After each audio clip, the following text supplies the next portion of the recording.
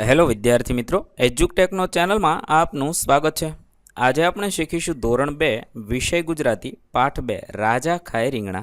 વિડીયોનો આ બીજો ભાગ છે। પહેલા ભાગનો વિડીયો તમે વિડીયોના ડિસ્ક્રિપ્શનમાં આપેલી લિંક પરથી મેળવી શકશો। તો ચાલો શીખીએ પાઠ અને તેની અંદર આવતા પ્રશ્નોના જવાબની સમજ। પાઠ 2 રાજા ખાય રીંગણા।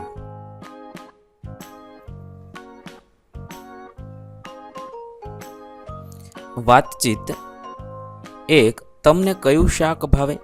અહીંયા વિદ્યાર્થી મિત્રો, હું મને જે શાક ભાવે છે તે લખું છું। તમારે તમને જે શાક ભાવતું હોય તે કહેવાનું છે। મને બટાટાનું શાક ભાવે છે। 2। તમને રોજ એકનું એક ખાવાનું ભાવે? કેમ? ના, મને રોજ એકનું એક ખાવાનું ન ભાવે।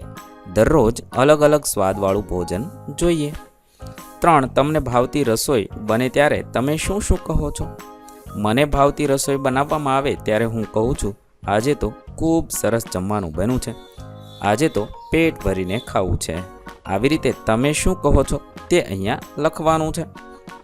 4। તમને કોઈ શાક તીખું લાગે તો તમે કેવો અવાજ કરો છો? કરી બતાવો। મને કોઈ શાક તીખું લાગે તો ત્યારે એવો અવાજ કરું છું। તમે જે અવાજ કરતા હોય તે તમારા વર્ગખંડમાં તમારા શિક્ષકશ્રીને બતાવવાનું છે। 5। શાક વેચવાવાળા કેવી રીતે બૂમો પાડતા હોય તેવી બૂમો પાડી બતાવવાની છે। ચાલો, શાકભાજી આવી ગયું, તાજું તાજું શાકભાજી આવી ગયું, આવી બૂમો પાડતા હોય છે। તમે જે સાંભળ્યું હોય તે તમારે વર્ગખંડમાં રજૂ કરવાનું છે। તમારા ઘરમાં કોને કયું શાક ભાવે તે કહેવાનું છે। મને બટાટાનું, પપ્પાને ભીંડાનું, મમ્મીને કારેલાનું। આવી રીતે તમારા ઘરે જેને જે શાક ભાવતું હોય તે અહીંયા તમારે કહેવાનું છે। 7। વાહ વાહ આપણે ક્યારે બોલીએ છીએ? જ્યારે કોઈ ખૂબ સારું કામ કરે ત્યારે આપણે વાહ વાહ બોલીએ છીએ। 1। સૌપ્રથમ સંખ્યા મુજબ 4 જોડી બનાવડાવો અને એ જોડીને નીચે આપેલા વ્યવસાયકારોનો અભિનય કરવા કહેવાનું છે। અહીંયા તમારે શાકભાજી વેચનાર, વેપારી, ડૉક્ટર, કંડક્ટર, શાકભાજી ખરીદનાર, ગ્રાહક, દર્દી, મુસાફર। અહીંયા શાકભાજી વેચનાર અને ખરીદનાર, વેપારી અને ગ્રાહક, ડૉક્ટર અને દર્દી, કંડક્ટર અને મુસાફર એ બંને વચ્ચે વાતચીત પણ કરવાની છે અને તમારા વર્ગખંડમાં આવો વ્યવહાર રજૂ કરવાનો છે। 2। આપેલા શબ્દો જેવા બોલાતા શબ્દો ઉદાહરણ પ્રમાણે વાર્તામાંથી શોધવાના છે અને લખવાના છે। ઉદાહરણ છે ધમાલ, વાર્તામાં છે કમાલ। ઠીંગણા તો રીંગણા, ખોળો તો ઓળો। આવી રીતે આપણે વાર્તામાંથી શબ્દ શોધીને લખીએ। ખાટ તો ઘાટ, માળી તો થાળી, બીજ તો ચીજ થશે। 3। ચિત્રને આધારે 5 વાક્ય બોલો। અહીંયા તમે એક ચિત્ર જોઈ શકો છો। રીંગણ છે એ રાજા છે અને કારેલું છે તે ડ્રમ વગાડે છે, મરચું ગીત ગાય છે, બીજા બધા સૈનિકો છે। તો તેના આધારે આપણે 5 વાક્ય બોલવાના છે। આ ચિત્રમાં એક મોટું રીંગણ માથા પર સોનાનો મુગટ પહેરીને રાજાની જેમ શાહી સિંહાસન પર બેઠું છે। રાજાની સામે મરચું માયક હાથમાં પકડીને ગીત ગાય છે અને કારેલું ઢોલ ગીત વગાડી રહ્યું છે અને સંગીત રેલાવી રહ્યું છે। પાછળની તરફ દૂધી, ભીંડો, ફુલાવર જેવા શાકભાજીઓ યુનિફોર્મ અને ટોપી પહેરીને સૈનિકોની જેમ ચોકી રહ્યા છે। સિંહાસનની આસપાસ બટાકો, ગાજર, ટમેટું અને બીટ જેવા શાકભાજીઓ તાળીઓ પાડીને આ સંગીતનો આનંદ માણી રહ્યા છે। આ આખો દેખાવ એક ભવ્ય મહેલના દરબાર જેવો લાગે છે, જ્યાં સુંદર ઝુમ્મર, રાજવી ધ્વજ અને લાલ રંગની ગાલીચો પાથરેલો છે। 4। લીટી દોરેલા શબ્દની જગ્યાએ વાર્તામાં વપરાયેલો શબ્દ કૌંસમાંથી શોધીને લખવાનો છે। પહેલું છે રાજાને રીંગણા ભાવવાની વાત બધે ફેલાઈ ગઈ। ફેલાઈ જઈને જગ્યાએ કૌંસમાંથી જે શબ્દ હોય તે આપણે લખવાનો છે। તો લખી શકાય પ્રસરાઈ ગઈ। બીજું છે એણે તો રીંગણાનું સ્વાદિષ્ટ ભરથું બનાવ્યું। તો એણે તો રીંગણાનું ચટાકેદાર ભરથું બનાવ્યું। અહીંયા સ્વાદિષ્ટ છે તેની જગ્યાએ તમારે ચટાકેદાર લખવાનું અને વાક્ય ફરીવાર લખવાનું છે। 3। હજુરિયા આજુબાજુ હાજર હતા।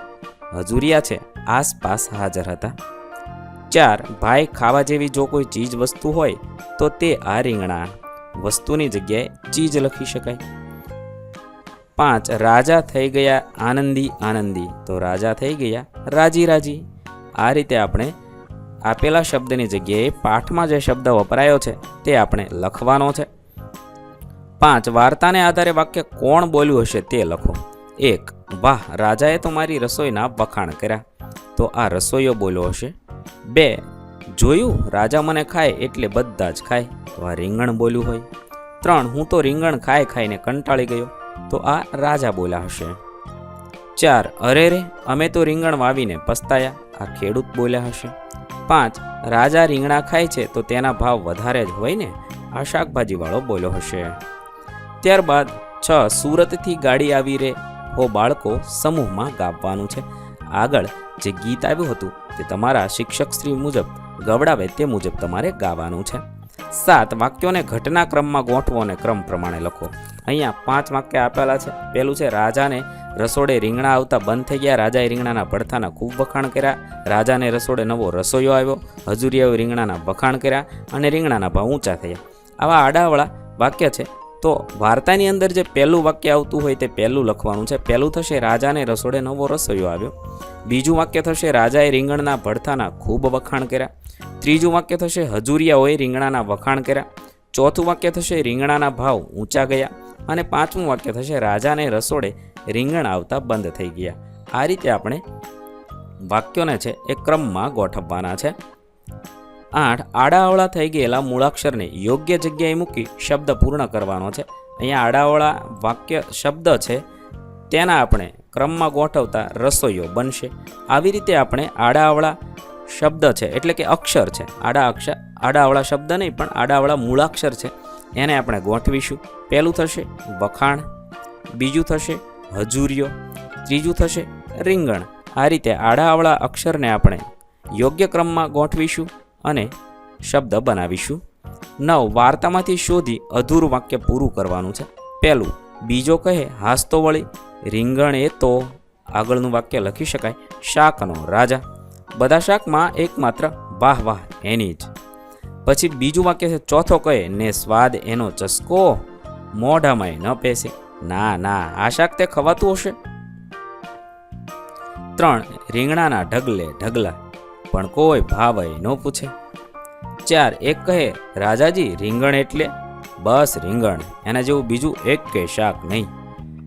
આ રીતે આપણે અધૂરા વાક્ય પૂર્ણ કરવાના છે. 10 એક શબ્દમાં જવાબ લખો.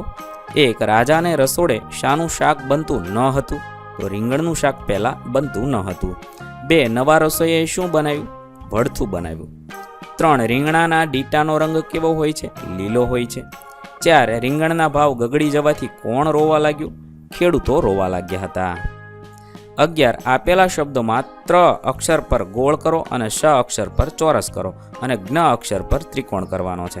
અહીંયા છે કેટલાક શબ્દ આપેલા છે, તેની અંદર આપણે ત્ર છે તેના પર ગોળ કરવાનું છે, શ ઉપર ચોરસ કરવાનું છે અને જ્ઞ ઉપર ત્રિકોણ કરવાનું છે. તો આ રીતે આપણે સૌપ્રથમ ત્ર ઉપર વર્તુળ કરીએ, પછી શ ઉપર ચોરસ કરીએ અને જ્ઞ ઉપર ત્રિકોણ કરીએ. આવી રીતે તમારે પણ તમારા પુસ્તકમાં કરવાનું છે. ત્યારબાદ 12 ઘૂંટો. અહીંયા આપેલા અક્ષર છે એ તમારા પાઠ્યપુસ્તકની અંદર આ રીતે ઘૂંટવાના છે. અહીંયા ત્ર અને શ આપેલા છે તે તમારે પેન્સિલ વડે ઘૂંટવાના છે. ત્યારબાદ જ્ઞ પણ આપેલો છે તે પણ ઘૂંટવાનો છે. આગળ જોઈએ લખો. અહીંયા તમારે આપેલો અક્ષર જ્ઞ છે તે આપેલા ખાનાઓની અંદર લખવાનો છે. આ મુજબ છે એ આપણે બધા જ ખાનામાં જ્ઞ લખીશું અને અહીંયા ત્ર આપેલો છે તે ત્ર લખીશું અને અહીંયા છે શ આપેલો છે તે શ આપણે બધા ખાનામાં લખવાનો છે. આ મુજબ બધા ખાના આપણે પૂર્ણ કરવાના છે. જ્ઞ, ત્ર અને શ એમ લખીશું. ત્યારબાદ આગળ આપેલા શબ્દ લખવાના છે.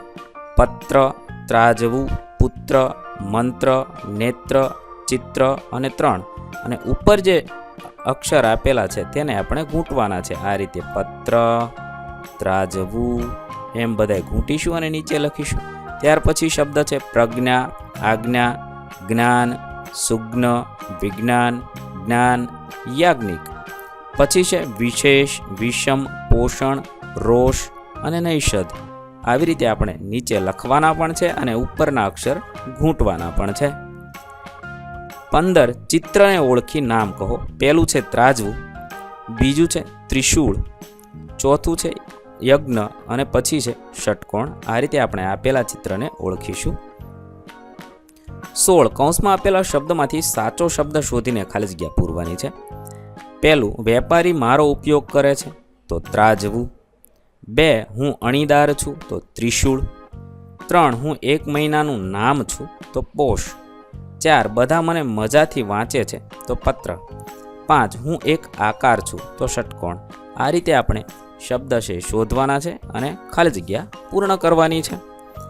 ત્યાર પછી 17 રીંગણનું ભરથું બનાવવાની રીત મમ્મી મદદથી લખવાની છે.